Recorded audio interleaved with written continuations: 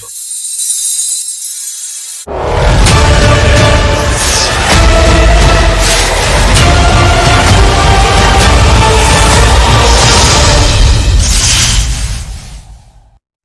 Reed and Size, malaking lungsod ruler, Greed, Duke ng Eternal Kingdom. Affiliation, the Eternal Kingdom, Administrator, Eric, C-Grade Administrative Ability. Mas mataas ang kakayahan ng administrative ng administrator, mas mataas ang pangkalahatang pag-unlad ng estate.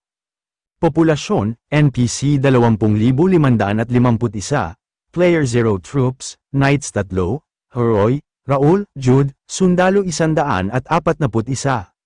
Mga espesyalidad, wala distinguishing figure, wala, Foreign Affairs, the Bhutan Barony of the Saharan Empire. Hostile forces to your ruler, Yatan Church. Hostile forces to your affiliated group, Gauss Kingdom, Lavia Principality, Security, 5100s. Ang estado ng seguridad ay pinakamasama, hindi naman magiging kakaiba kung magsisimula agad ng riot ang mga mamamayan, madalas na lumitaw ang mga gangster at halimaw sa iyong mga nayon, hindi tataas ang trabaho at pagkain ng bayan, kahit tumaas ang pulis. Internal Affairs, 169 4,500 pagtataas ng bilang ng mga shopping areas, public cultural facilities, mga building, at mga resources ay tataas ang Internal Affairs number. Gulat na gulat at tinatanong ni Greed kung anong castle ito. Bakit leather na lang ang natitira? Lubos siyang niloko ni King Visboden. Sinasabi ni Lowell na please kumalma siya, ang pagiging tagapamahala ng isang wasteland ay maaaring tanda ng pananampalataya ng hari sa kanya. Sa ngayon, sasabihin niya my lord ang pananaliksik na natagpuan ng administrator kung bakit hindi pa nabubuo ang pagbasa. Nagsimula ang desertification ng lugar na ito 10 taon na ang nakakaraan, nang magsimula ang mga desert monster na invade sa malaking scale. Pero dahil sobrang malakas ang mga halimaw, imposible na pigilan sila kasama ang mga puwersa ng hukbo ng kaharian, at tumigil ang tulong sa lungsod. Umalis ang mga Panginoon, at ang mga tao sa Raiden Kingdom ay naghahanap ng tulong sa pagtayo muli ng kingdom, pero ang tao na yan ay si Earl Asher, na hindi umalis ng partiyan. Sa huli, kinakailangan ng mga mamamayan na hanapin ang kanilang sarili niyang paraan upang makasurvive. Ang lugar na pinili ng mga tao ay ang Saharan Empire. Sa Saharan Empire, ito ay isang pagkakataon upang maaabot ang lupa ng walang hanggang kaharian sa kanilang sarili, kaya nag-alay sila ng kanilang tulong. Subalit dahil sa malakas na mga halimaw sa kanluran naging malaking pasan din sa imperyo ng Saharan, humingi sila ng mga mineral para protektahan lamang ang ilog sa Heaven, lifeline ni Raiden.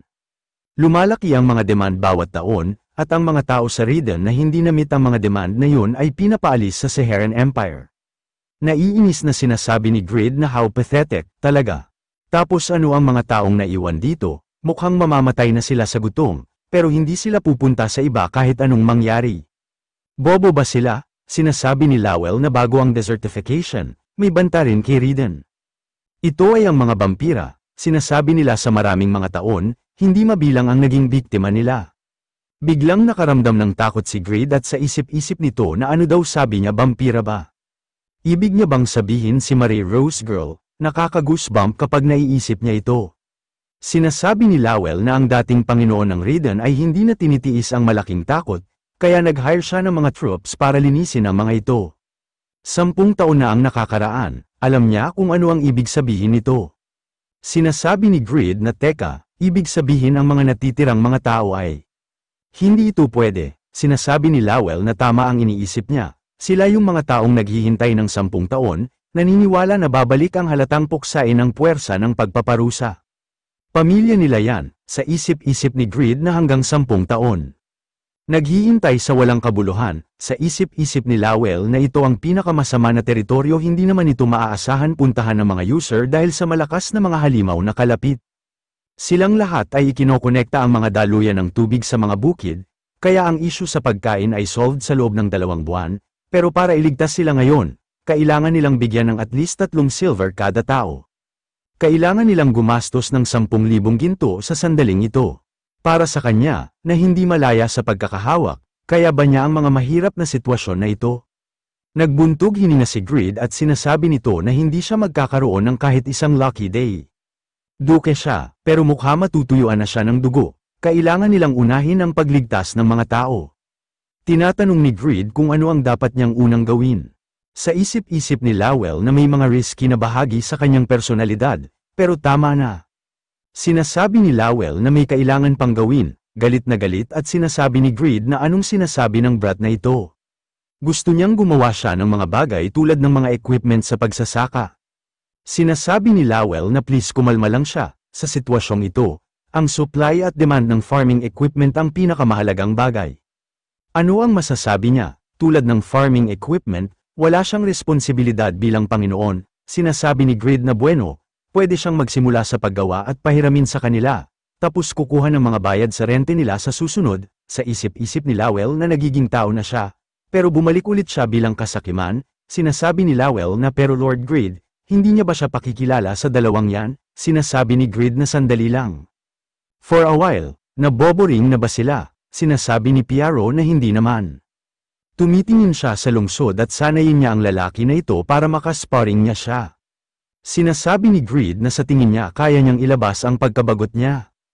Ano sa tingin ninyo tungkol sa pagpunta at pagtulong sa pagbungkal sa lupang sakahan? Nagulat dito si Bland, dahil isa siyang maharlika, sinasabi ni Greed na ito ay isang lupa na lubos na walang kasanayan. Medyo alam niya ang tungkol sa mga kaligayahan ng paglikha ng mga bagay.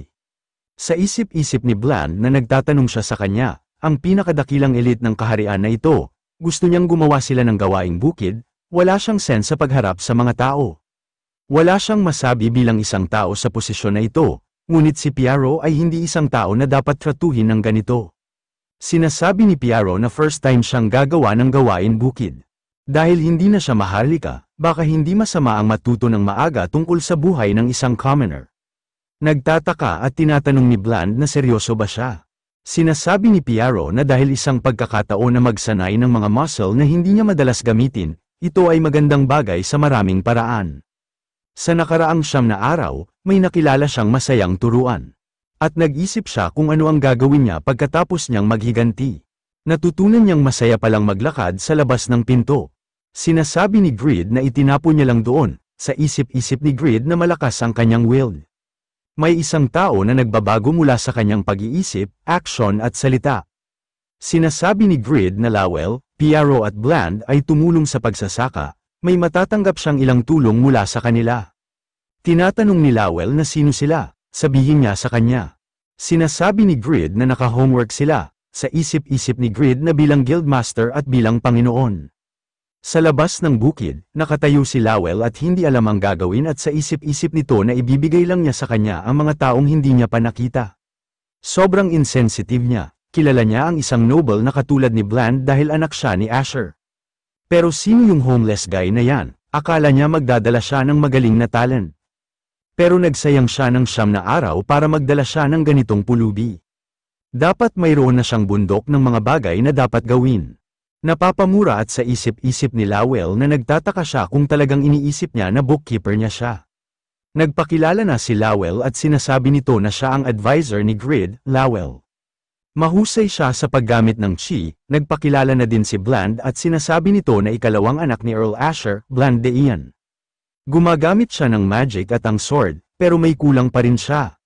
Sa isip-isip ni Bland naramdam niya ang tiwala niya sa boses niya.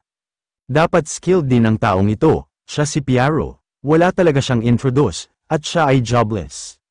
May konti siyang confidence sa kanyang swordsmanship, pero alam niya pa rin na kulang pa siya.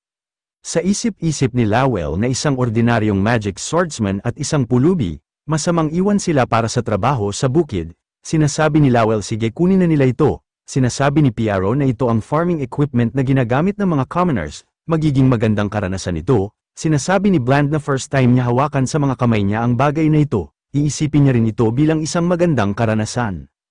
Sinasabi ni Lowell na iiwan niya sa kanilang dalawa ang buong bato sa field na ito. Linisin ang mga bato at eraruhin ang mga lupa para magtanim ng mga binhi. Kung makaalis siya, ayos lang na magtanong sa mga tao na malapit. Ayos lang din magpahinga kung pagod na sila, pupunta siya sa ibang field. Sa isip-isip ni Lowell na kahit ang majority ng 20,000 na tao ay ilagay sa pagbungkal ng lupa, ang efficiency ay nakakakilabot. Meron lang silang 3,000 pirasong farming equipment, ang kanilang mga tao na hindi nakatanggap ng kanilang mga kagamitan sa pagsasaka ay natatagalan sa kanilang mga kamay. Ito ay isang sitwasyon na kung saan kahit isang pitchfork ay hindi nila kaya ibigay. Imbes na magbigay ng kagamitan sa pagsasaka sa mga taong walang karanasan, mas mabuti na iwan sila sa malaking plot ng lupa para mabilis sila sumuko. Ginamit ni Lowell ang Earth Dragon's Claw para mabilis maalis ang mga malalaking mga bato. Sinasabi ni Bland na ang paraan na yan, sa tingin niya mas mabilis nilang mabubungkal ang lupa kung gagamit din siya ng magic. Sinasabi ni Piaro na susubukan niya pa rin ang magic kung hindi niya naman kailangan. Ibibigay niya ba ang pagkakataon para hindi sanayin ang kanyang katawan? May mga bagay siyang malalaman sa lahat ng nasa paligid niya. Ang daloy ng pawis, ang pinakamahusay na paraan upang gamitin ang kanyang mga muscles. Ang bawat single movement nito ay nagiging pagsusulit para sa kanyang swordsmanship. Sinasabi ni Bland na ngayon na iniisip niya ito, talagang malaking pasa nito sa katawan niya. First time niyang maranasan ito, sinasabi ni Piaro na ito'y isang bagay na tinutukoy ng mga maharlika na tulad niya at siya. Ang mataas na pawis ng labar, sinasabi ni Lowell na pagod na siya.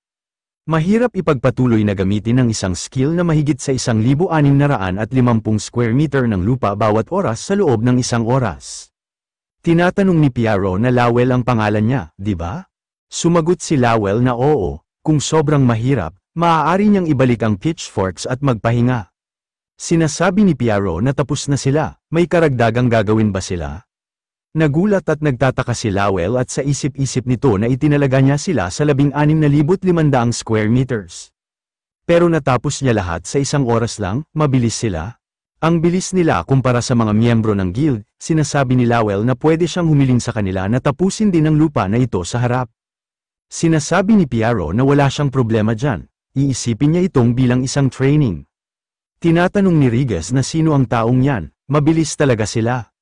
Sinasabi ni Lowell na mag-check lang din siya, nagko-concentrate na si Piaro at nagsisimula ng magbangkal ng lupa at mabilis lang niya ito natatapos. Maayos na ba ito? Gulat at nakanganga sila Rigas, Lowell at Heroy. Napahinto si Piaro at mukhang may napansin, tinatanong ni Rigas na kung ano ba yung ridiculous na bilis.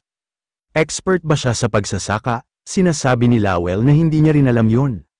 First time niya rin naman makita ito. Sinasabi ni Piaro na kulang ito sa tubig ngayon na konektado lang ang daluyan ng tubig dito, tama ba? Sinasabi ni Lowell na plano nilang magkonekta ng maraming dagdag ng daan ng tubig. Tinusok ni Piaro ang lupa at sinasabi nito na pagkatapos, ililigtas niya sila sa pagkabagabag, at naglabas ng malakas na aura si Piaro. Tinatanong ni Rigas kung ano ang nangyayari, tinatanong din ni Lowell kung bakit biglang nagkalindol. Sa isip-isip ni Lowell na noong unang nakita niya ang Raiden, ang unang naramdaman niya ay ang pagkainip. May desisyon siya, dumating siya sa isang desisyon, naniniwala siya sa kanyang tiwala. Pero nagkaroon siya ng pagkabahala sa sulok ng puso niya dahil sa kung paano sila nagsimula sa scratch.